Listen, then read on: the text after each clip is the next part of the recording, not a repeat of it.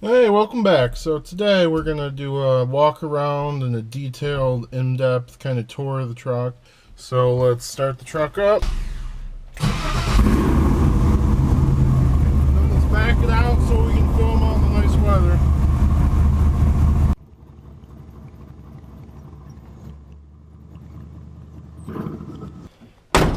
I'm gonna try and cover everything I can. So starting, this is just a bumper off of eBay. Just search C10 bumper. Just one of the cheap reman ones. This grill and these turn signals right here. These are from LMC truck. This badge is from LMC truck. This is the original hood. These are factory style lights at the moment.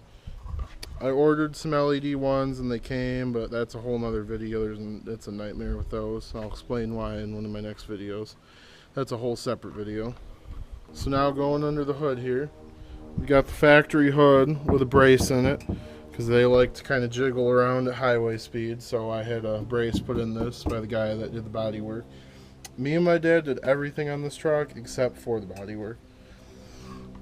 So got an Optima or yellow top. I'm colorblind today. An aluminum radiator from just the eBay one, like a universal type one, with 2 electric fans on it that came with it.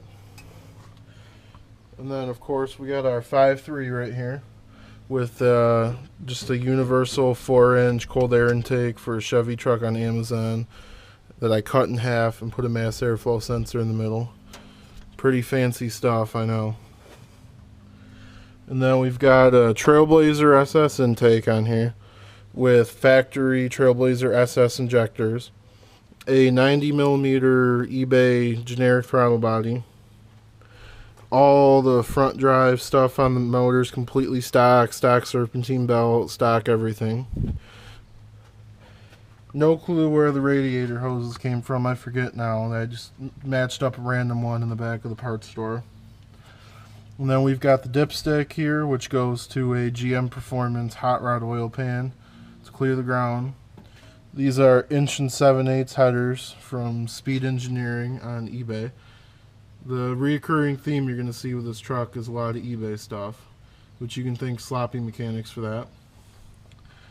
And then what we're also going to see, these are the original coils. I just painted black. They don't look the best, but I don't care.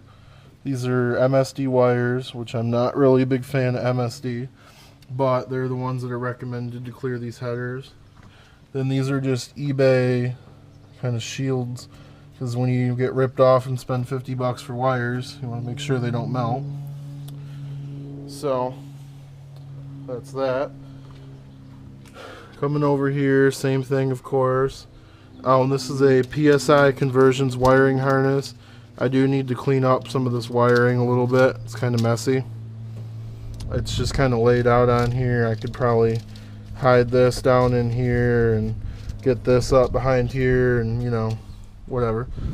It's a Classic Performance master cylinder that I never painted. I don't know why. It's a Classic Performance, just like original style booster.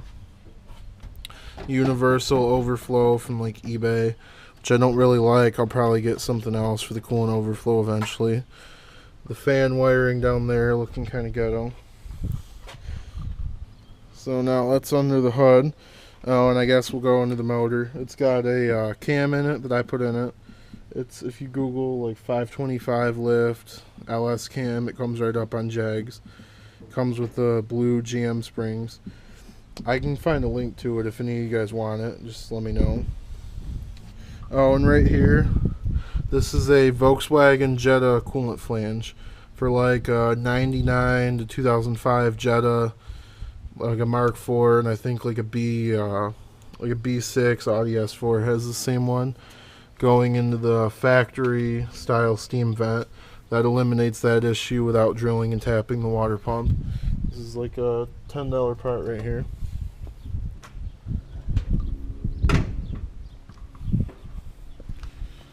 And then coming to the side, we've got lowering springs from Classic Performance, 2-inch Classic Performance drop spindles with a Classic Performance sway bar which makes it a really good handling truck actually. Factory fender, just painted and had the rust repair done. And these inner fenders are from actually Advanced Auto Parts. They have a supplier called Sherman that got them. These are brakes from a 1973 to 1987 style Chevy truck, along with the front cross member. These tires are a 255, 45, 18, and the rims are 18 by 8.5. These are aftermarket doors, which are junk. They're cracking right here and right here. I'm gonna buy new doors, but I'm working on it right now. I'm a college kid. I'm not made of money. These are mirrors from eBay. I don't remember what they're called or the brand or anything, but I got them off eBay.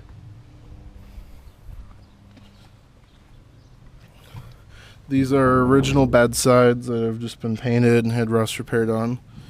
And then right here is just a Dynamax 4-inch tip that goes on my 3-inch pipe. And the mufflers are the longest Dynamax race bolts they make, which I should be changing up soon. And then right here, these are Boss 338 wheels again, but these are 18 by 10 or 18 by 9.5. I'm not sure. They either make them in a 9.5 or a 10 with 275, 40, 18 tires. They're Nitto Extreme ZR 555s. They're from Discount Tire. Same with the rims up front and the back. Same tires up front, obviously. These are from LMC Truck, these marker lights. The quality isn't very good. You can see these come off over time. You got to put a little bit of super glue back there and put them back on.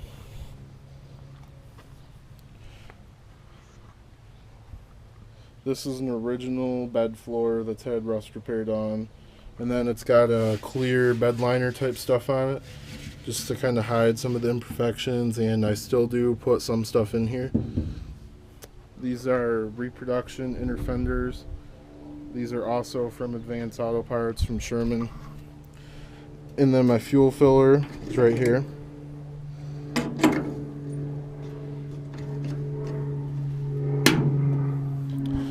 Which brings us to my tank, which is down here under the bed. It's a Blazer tank.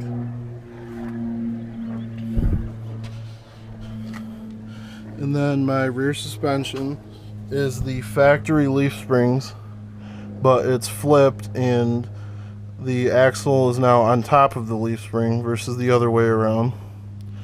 The shocks back here are some air shocks from Advanced Auto Parts. I don't like them. I think they're junk personally. I only put them on here until I got the springs re-arched because the rear end was so low. It's got a classic performance C-notch, a bolt-in one. If you can see it in there, it's hard to get the camera in there and see. So same thing over here, aftermarket door, original bedside. This is the original cab.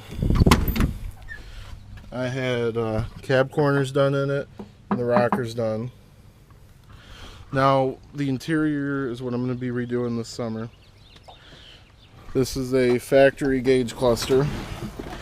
Only thing that works is the gas gauge because of the LS swap. It all did work before. I have the ECM in my fuse block right here on the floor because I'm getting the truck tuned in a few weeks and I want that to be easily accessible for the tuner. The OBD2 port is right here on the floor too. So once I get the truck tuned, I'm going to hide all that, mount the OBD2 port. This is just a regular Sony radio with aux input.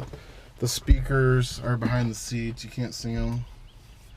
The seats are power, and the power's not hooked up right now, so I can't move them and show you, unfortunately. This is the original dash pad that came with the truck when the truck was new. I want to get TMI seats, TMI door panels, and the TMI dash pad, but that's like $2,700, so it probably won't happen anytime soon. But these door panels right here are terrible. So I think first I'm going to get the TMI door panels and the Dakota digital gauges. And they're not actually digital, they're analog gauges. The company is just called Dakota Digital. but they run off the OBD2 port, and then you just wire your fuel sender, which I already have wired because my gas gauge works now. And then they just run through the OBD2 port when you buy that Dakota module. This is a Grant steering wheel, got it from eBay.